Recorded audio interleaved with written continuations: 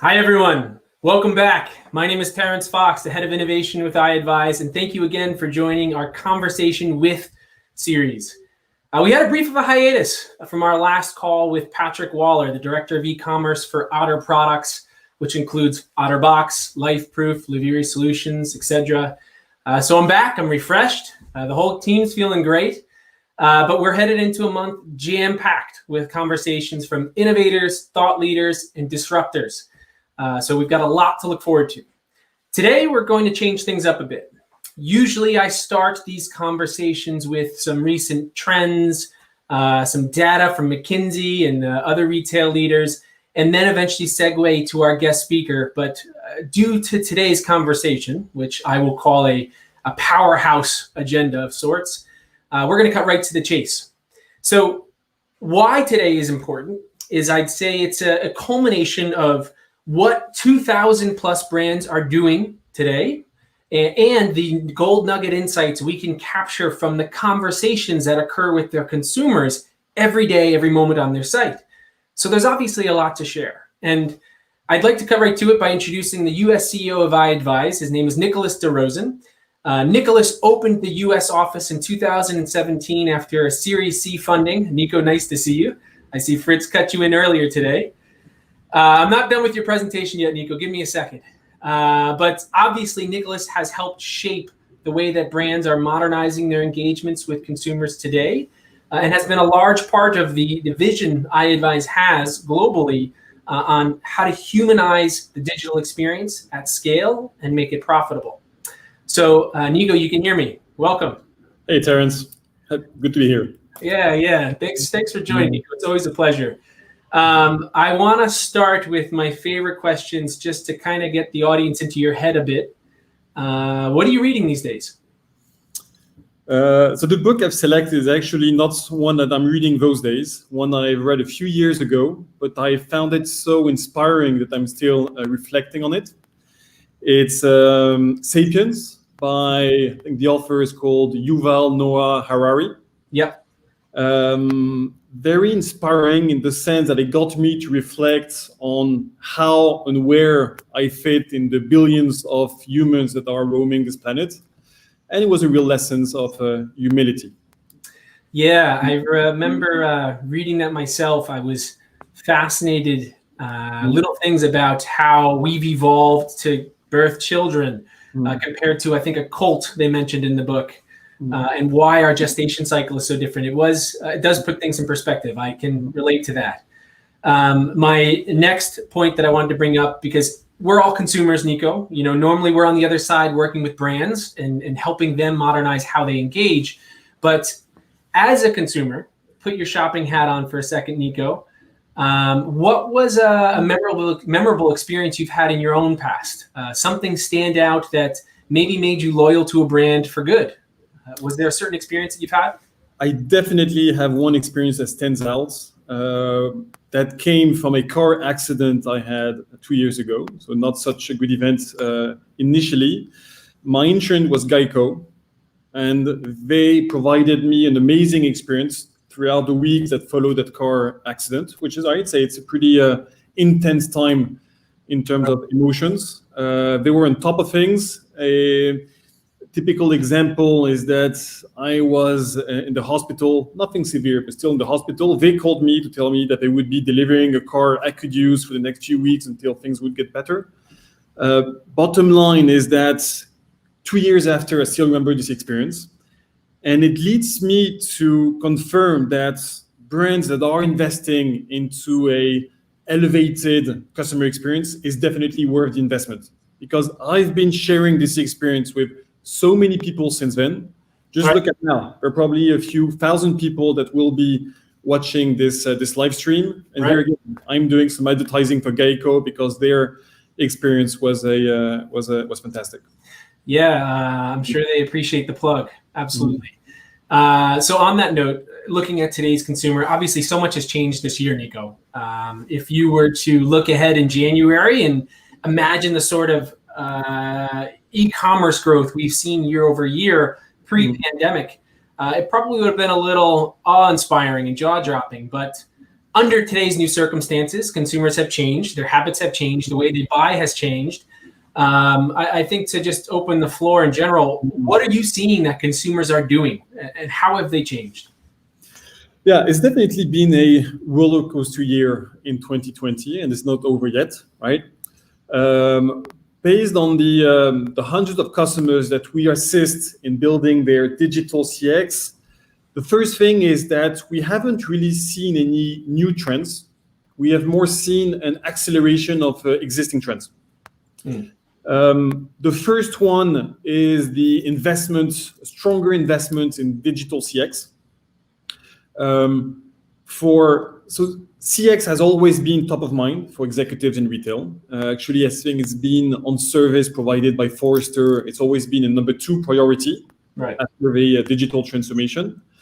And one obvious reason to understand why we are seeing this acceleration investment is with stores closing or just the foot traffic dropping in stores, very naturally, the proportion of revenue coming from online became much more significant. And when you have more than 50% of your revenue that's coming from online, of course, it is getting more attention from executives, and more investments will be going into this direction. So that's quite obvious.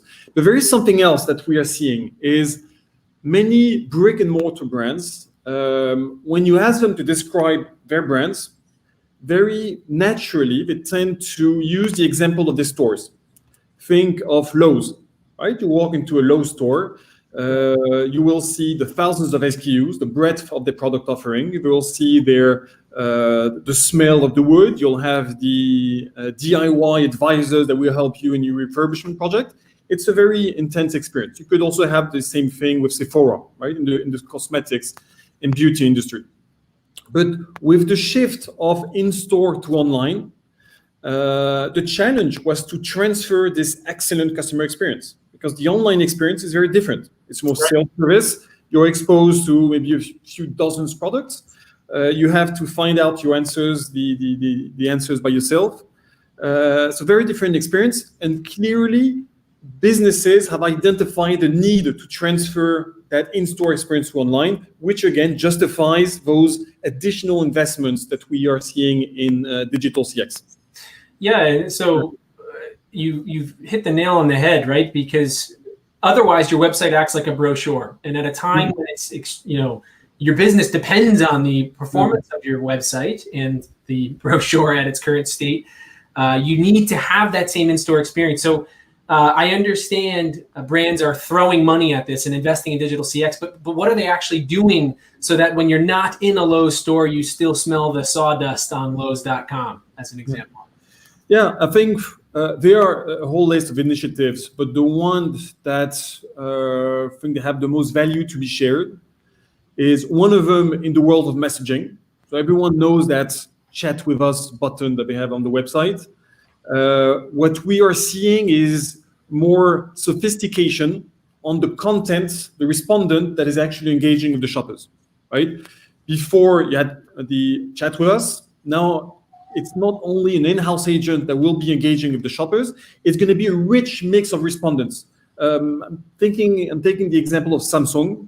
If you go on their website, you will see, depending on where you are on your journey as a shopper, you might be connected to an in-house agent, nothing new here, or it could be to a retail associate, or again, it could be to a product expert, someone who's a member of the Samsung community, or again, it could be an AI bot. So that is also something new. The second initiative that is worth sharing is the video engagement. Now, this one is interesting because remember when we were all in lockdown? I see in your case not quite finished, right? You're still in the living room. All of us still are, yes. But I think, things are still getting better. One of the things that happened, if we started engaging by Zoom or Google Hangouts or again, WebEx, with everyone, all the stakeholders in the company, right? Your employees, your boss, your vendors, your partners, that became very natural. But there is one stakeholder that's actually left out of this new way of engaging. That's the customer, right? The consumer. Right. And some brands have realized this, and now for this reason, in order to add some incremental authenticity and expertise on the website, still in that rationale of transferring the in-store experience to the website, they are now offering some video engagement capabilities on their website. Yeah, so that's very interesting. I want to take a step back to look at what you discussed in terms of the mix of respondents, because in that scenario, I think one thing that's particularly impressive about the Samsung example is they now have a respondent for each stage of the journey, right? So if it's a retail associate, maybe the visitor is concerned about going to the actual store and maybe they're more bottom of the funnel, they're there for advice. It's an in-house agent to talk about an order that they already placed, or it's a passionate expert from the community to say, this is why I bought the Galaxy instead of an iPhone. So I think what's most impressive about that scenario is they've fully mapped out the customer journey and now have a respondent mix that reflects that. So, all right, so let's keep talking CX. Why is this strategic, Nico? Why is the addition of video and things like that going to be long-lasting and important for the brand? So that's a good question. I think the best way to answer this is to remind a survey, a research that was done by Forrester, to answer the question of why are shoppers buying from specific brands and retailers, right? The answer, and they were focusing on the consumer energy, right? What drives the energy to actually make the transaction happen? The answer is that there are 3 reasons that explain that you, Terence, will buy from a brand. The 2 first ones are quite obvious, meaning 25% of the reason is going to be the saliency. Saliency as in the brand awareness. The other 25% are going to be the fit. Are you going to be able to find the product that you're looking for on the website? Right? Saliency, fit. But the most interesting part of the research is the remaining 50%. The remaining 50% that explains why you buy with a specific brand is the emotions, right? We are not rational people. We are emotional people. We take all of our decisions based on emotions, and we explain them afterwards based on rationality. And that emotions part is actually an opportunity for retailers and brands, especially when you think of Amazon, right? The elephant of the room. Everyone is concerned about how quickly they are eating up market shares. Amazon is fantastic on those 2 first pillars, which is the saliency and the fit. If you want to buy some toothpaste, probably, personally, I directly think of Amazon. And then on Amazon, I know that I will find the product because they have absolutely everything. Right. But the experience is different. Let's think of another product. I know that you run a lot. Imagine that you need to buy some shoes for a marathon and you've never done a marathon before. If you go on Amazon, you'll be exposed to a list of hundreds of running shoes. So it doesn't provide you the experience in the sense of the initial step of the journey, which is the education and the inspiration. And this is where retailers and brands can stand out. They can provide that initial step, which is the actual experience, the inspiration, education that shoppers are looking for before moving down the journey. Right, and that's true. You know, if we did look at running shoes as the example, it would be very easy to just feel like another number for Amazon. Whereas my shoe of choice, Brooks or a Saucony, which is probably my number 2, I go there because I have had experiences working with them in the past. I've had good conversations with them in the past, and the emotional connection I have with that brand now from previous successful shopping experiences has me going back. So yeah, that's, I think, a very interesting tidbit for brands today on how they can steal back some of that market share from the giant, you know, because it's true. Saliency, you do think Amazon first for most of your needs. So how do we steal back from Amazon through leveraging emotion? So what else are you seeing in the customer experience? Is there anything else that's been top of mind with the clients? Yeah, definitely. Again, not a new trend, but a trend that has been accelerating. It's all the bot self-service trend. I know that it's been adopted for a while, right? You've been seeing those chatbots on the websites quite a while, but we've seen over the past years significant resistance from brands on deploying them on a wide scale. Because the perception, unjustified, is that a bot-only conversation is a low-quality kind of conversation, right? It can lead to some frustration on the shopper's perspective. So a lot of brands wanted to focus only on their contact center and in-house agent. But what's happened with COVID, remember the first month, think of the hospitality or the tourism industry. Thousands, if not millions of consumers had to reach out to the brands because they had bought a plane ticket or they had planned vacation on a cruise ship. And brands were all of a sudden overwhelmed by all of those customers that were coming in. So deploying AI bots became a necessity to be able to handle that kind of scale. Right. And the new challenge that we are seeing now that bots are being adopted on a wider scale, is how do you define the right mix between human and bot?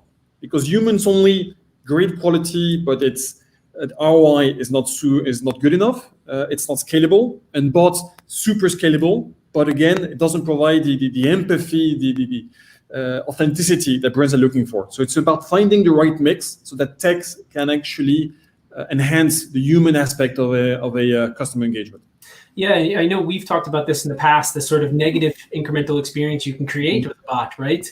Because I, frankly, am a brand's worst nightmare if they have an AI forward strategy, because the first thing I do when I'm connected to a bot on a phone is press 0 100 times to try and get to an agent. I try and bypass it on chat. If there is no, let's say, bot being used as an exoskeleton for a human-focused mission, it can be very frustrating. Yep. I think I want to talk now, Nico, about the role of stores. I saw a study from McKinsey that came out, I think it was this morning or yesterday morning. They surveyed 1,000 UK consumers, and they were trying to get an understanding of the importance of the store and that physical experience of being in the store for those consumers. And they found that only 8% of those thousand that were surveyed would go back in and enjoy that experience for the sake of being in an actual store. So 8% is significant. That's a very small amount of people. How are you seeing brands that have that brick and mortar presence leverage their stores, and how has it evolved? So all brick and mortar players in America, Europe, and certainly the rest of the world are certainly at this moment rethinking the purpose of stores, right? Because the previous equation doesn't work anymore, considering that the foot traffic has dropped. So revenue from stores have dropped, but the cost of rent, the cost of the salaries for the in-store associate has not changed. Right. Stores, keeping things simple, used to be about selling products. From what I'm seeing is stores definitely have a role to play, but it's more than just selling products. They are now playing an important role in fulfillment. There is the example of Dick's Sporting Goods. During Q2, the midst of the COVID crisis, 75% of the products that they have shipped was actually shipped from the stores. 75%. This is an impressive number, and it is a mix of different fulfillment options. There's the ship from store, there is the curbside pickup, and you also have the pickup in store. Right. Best Buy also launched an initiative to use their stores for fulfillment with the ship from store from about 250 stores. Right. What this is interesting is that in the logistics industry, the biggest challenge is the last mile. This is the most expensive part of the whole shipping part. So having some stores across America is definitely an advantage for brands who are able to leverage them and be able to fulfill more quickly and more efficiently the online needs of shoppers. On that vein, by the way, in the fulfillment, what we are seeing is that the big winner of this COVID behavior change is going to be the curbside pickup. Right. Even after this whole health crisis has ended, most shoppers are claiming that they will keep using this fulfillment option. So that's definitely something that has evolved. Something else that stores are doing today is in the traditional journey. It used to be websites where you would educate yourself as a shopper. Right? Think of the home improvement industry. If you had to refurbish your bathroom, you would probably go on the Lowe's website to understand, get some content, and educate yourself on what you had to do. And then you would go in the store to actually buy the product. We are now seeing that both touch points are being inverted in the customer journey. meaning that shoppers are now going to the store, or the purpose of the store is more for the brand awareness, Right. to show the breadth of the product offering to shoppers, so that they know that at Lowe's we have everything. And then shoppers will go into online to actually buy the specific items that they're looking for. So definitely not the end of the store, more the store that is being reinvented. And it does lead very naturally to the challenge of being able to accelerate the omnichannel strategy, because more than ever, there is the need to connect the store to the digital world. Yeah, and I think I may have mentioned in the last call, I've always been impressed with the buy online, pick up at store initiative. Frankly, in the past when it was launched, I didn't find myself as a consumer finding much interest in it. I figured I might as well get out of the car and go in and actually see it myself before ordering it online.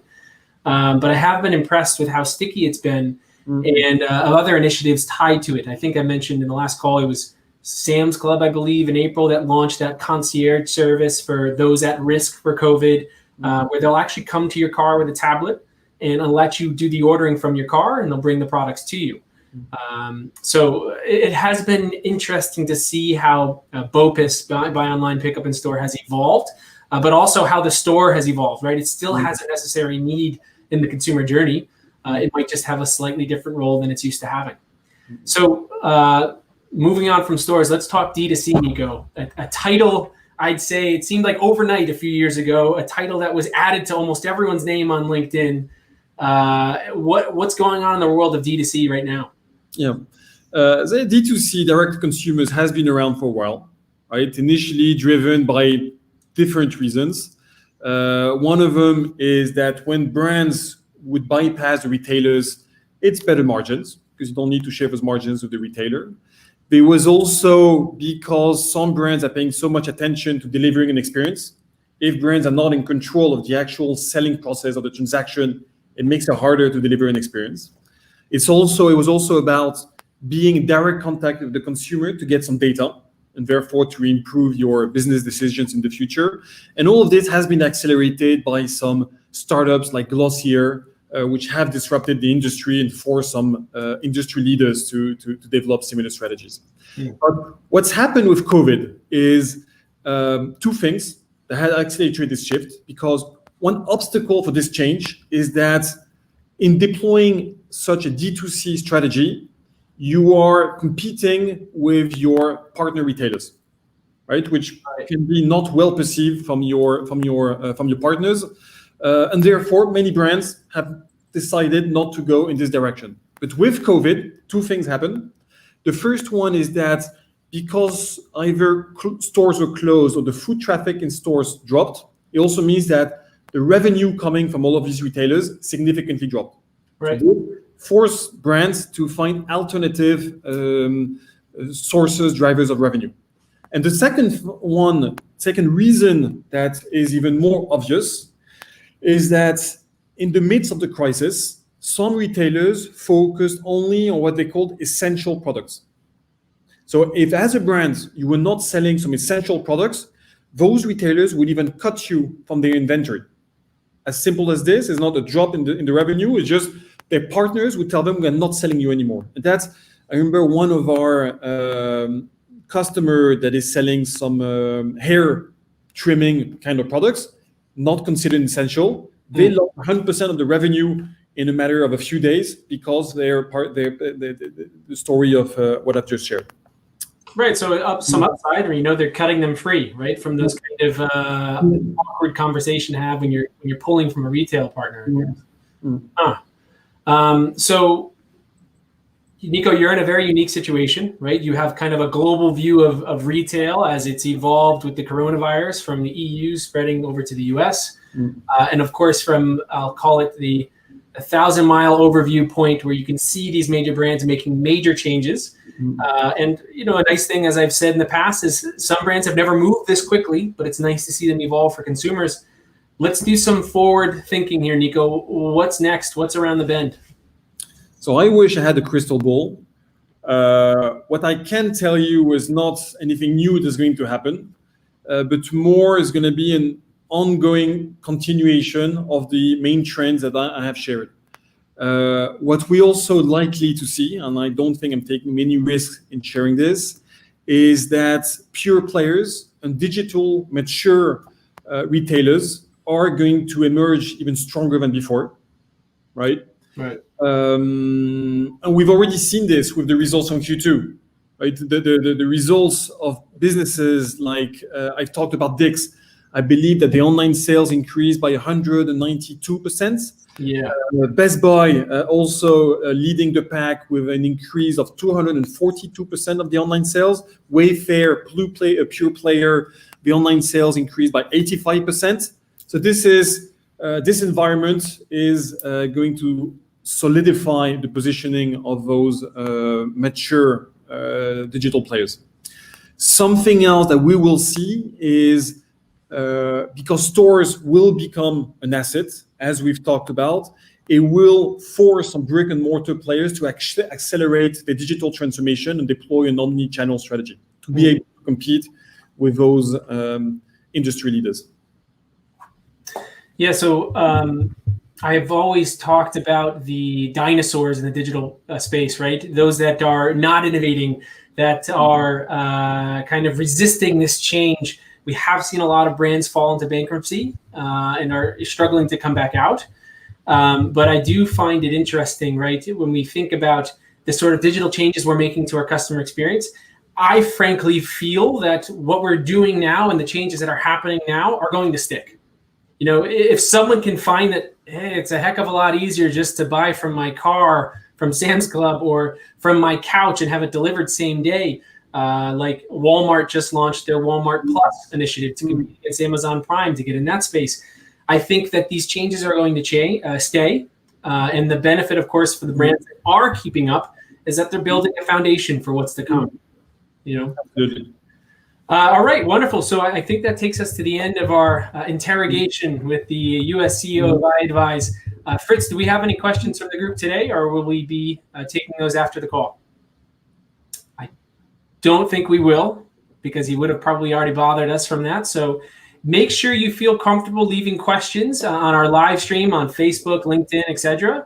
And of course, the US CEO Nicolas will respond to them as well as myself. So feel free to call us out if you have a particular question.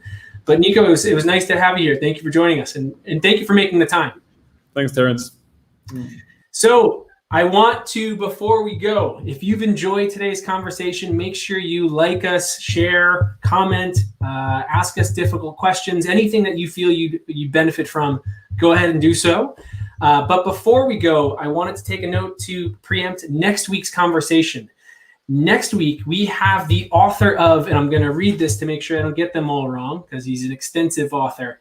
Moments of Magic, The Loyal Customer, The Cult of the Customer, The Amazement Revolution, Amaze Customers Every Time, Be Amazing or Go Home, and The Convenience Revolution. I had a few of them memorized, not all of them. But his name is Shep Hyken. He's a customer service and experience expert and the Chief Amazement Officer of Shepherd Presentations. He's a New York Times and Wall Street Journal best-selling author. And obviously next week's conversation is going to be extremely, extremely interesting. So make sure you join iAvize in our conversation with series with Shep Hyken next Tuesday at 11 a.m. Eastern Time. And thank you all for the time today. Looking forward to meeting you next week.